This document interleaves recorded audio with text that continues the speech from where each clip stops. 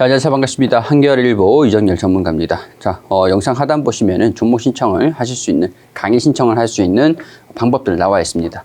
영상 하단 댓글이라든가 더보기 보시면은 나와 있으니까 관심 가지고 있는 종목이라든가 아니면 보유하고 있는 종목들 강의 신청해 주시면은 제가 상세하게 핵심적인 내용들 딱딱 짚어서 말씀을 드릴 수 있도록 하겠습니다. 투자의 판단만 참고만 해주시고, 투자 판단하시는데 참고만 해주시고, 많은 관심 부탁드릴 수 있도록 할게요. 영상 시작하기 전에 좋아요와 구독 한 번씩만 부탁드릴 수 있도록 하겠습니다.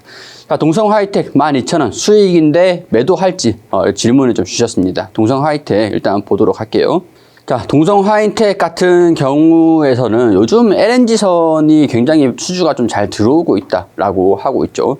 자, 일단 우리가 기술적인 부분들을 먼저 좀 말씀을 드리면은 지금 이제 고점 수준이라 가지고 매도를 할지 좀 고민을 하고 계시는 것 같아요.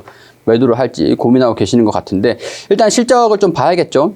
이번 연간 실적이 172억 원이라고 하니까 조금 불확실하다기보다는 이번 2021년도보다는 영업이익이 좀 줄어들 것이다.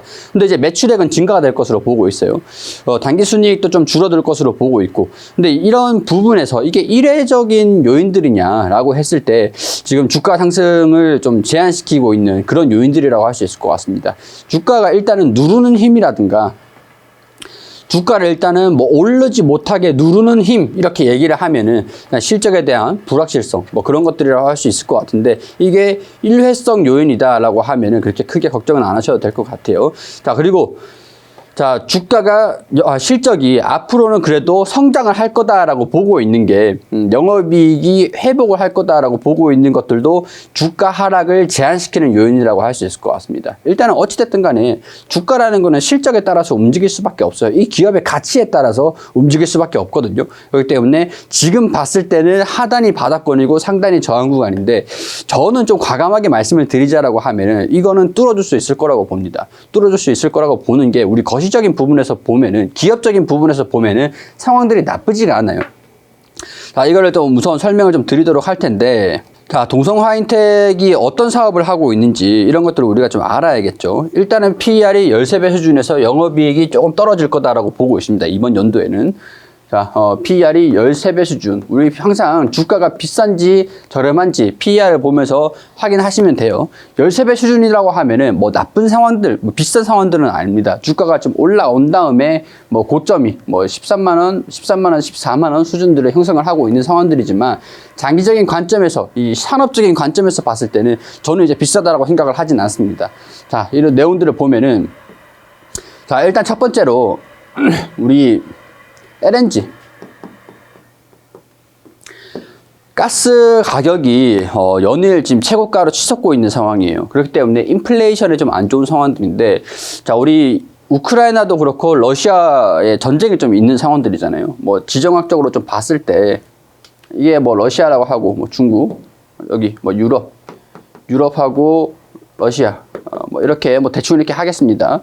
자, 가스를 계속 공급을 하고 있었습니다. 근데 전쟁이 나면서, 우크라이나랑 전쟁을 하면서 끊겼기 때문에 천연가스 가격들이 올라가고 있습니다. 그럼 유럽은 가스를 공급받지 못하기 때문에 공급난이 시달리고 있는 상황들이에요. 에너지난 시달리고 있는 상황이에요. 그럼 이제 유럽은 LNG를 어디서 받아와야 되느냐?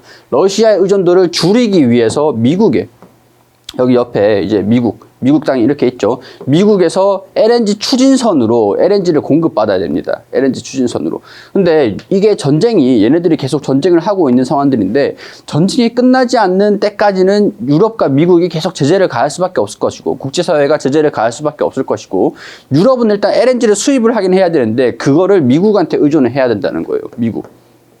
자, 그러면은 봤을 때 지금 LNG에 대한 수요가 유럽 쪽으로 증가가 될 수 있는 이제 수주의 대부분이 미국 쪽에서 LNG를 수출을 하는 그런 기업이 수주가 계속 들어오고 있는 상황들이다. 그렇기 때문에 우리 국내 조선 기업들, 조선사들 같은 경우에서 최근에 LNG선은 수주를 많이 받았다. 뭐 현대미포도선이라든가 삼성중공업이라든가 뭐 현대중공업이라든가, 그래서 이제 조선사들의 호황이 점점 다가오고 있는 상황들인데, LNG 추진선에 들어갈 수밖에 없는 필수 소재가 있습니다. 소재. 이게 뭐냐 이런 것들을 좀 봐야 되는데 일단 이런 전반적인 상황들이고 수주가 계속 들어오고 있는 상황에서 조선기업들도 계속 상승을 하고 있는 주가가 상승을 하고 있는 상황들이에요. 뭐 물론 영업이익이 흑자가 되느냐 적자가 나느냐 그런 것들은 뭐 추후에 다른 문제고 자 LNG 추진선에 들어가야 되는 게 일단 탱크가 있습니다. 이거를 액체 상태를 기체 상태를 액체로 보관을 하고 있는 액체로 보관을 한 다음에 이거를 이제 이 LNG 추진선이 이렇게 있으면은 액체 상태에서 보관해서 이동을 한단 말이에요. 그럼 이게 기체가 돼가지고 기체화가 돼서 이게 소멸이 된단 말이에요. 이 이동하는 그 구간 동안 액체 상태에서 있던 게 보관을 하고 있는 게 기체가 돼가지고 조금씩 양이 줄어들게 됩니다. 근데 LNG 가격이 계속 올라가고 있잖아요. 이게 올라가는 LNG가 저렴하면은 뭐 이거 날아가는 거야 뭐 신경을 그렇게 안 쓸 수 있을 것 같은데 LNG 가격이 계속 올라가고 있다기보다 올라가고 있는 상황들이다 보니까 액체를 기화돼서 날아가는 것을 막기 위해서 LNG 추진선에 보냉제를 해서 LNG가 이제 기체화가 되지 않게 막아주는 게 동성화인텍이랑 한국카본이 국내 시장에서 양분을 하고 있습니다. 양분을 하고 있어요.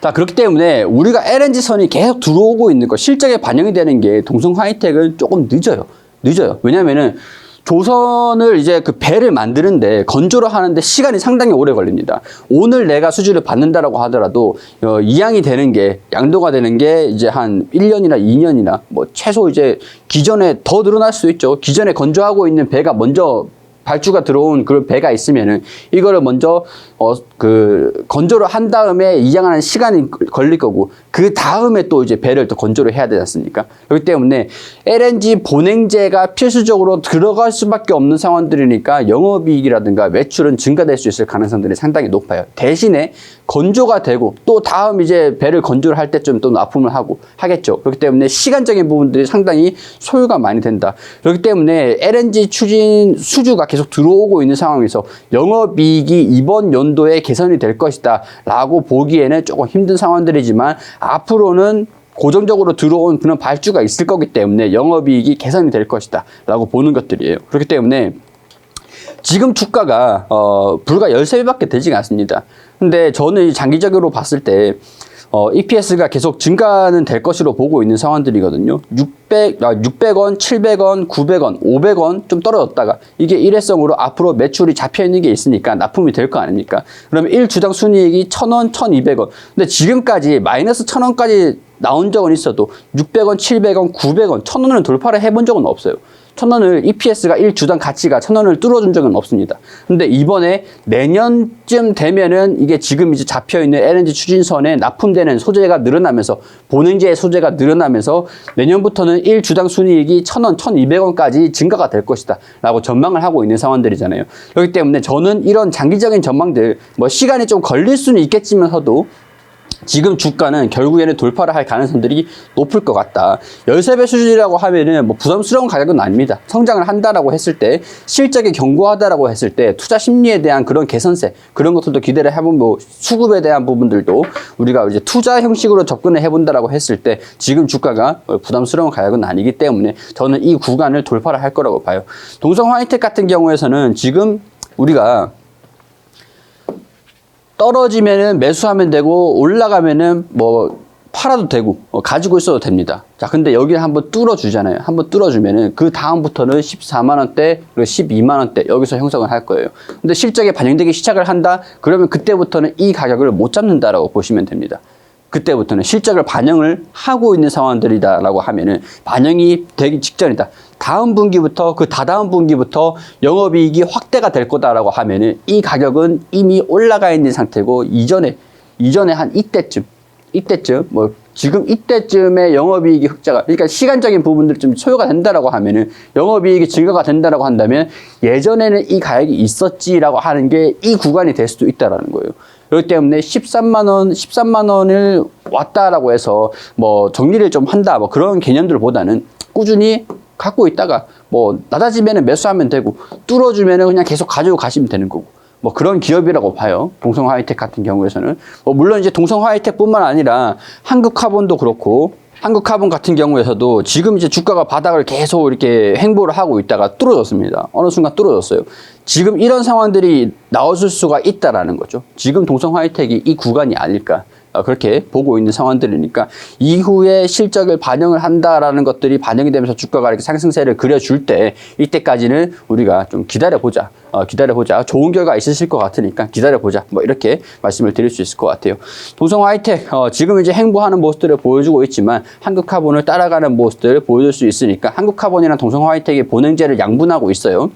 해외에다 납품을 하는 게 아니라 국내 조선사에 납품을 할 수 있는 그런 그 캐파를 가지고 있으니까 뭐 그런 것도 참고하시면서 좀 장기적으로 보시는 게 좋을 것 같습니다. 저도 지금 가격은 뭐 부담스러운 가격은 아니다. 뭐 이렇게 설명을 드릴 수 있을 것 같습니다. 동성화이텍 개인적인 생각들을 말씀을 드리는 것들이니까 투자하시는데 참고로 하셨으면 좋겠고 도움이 되셨길 바라고 좋아요와 구독 부탁드리겠습니다.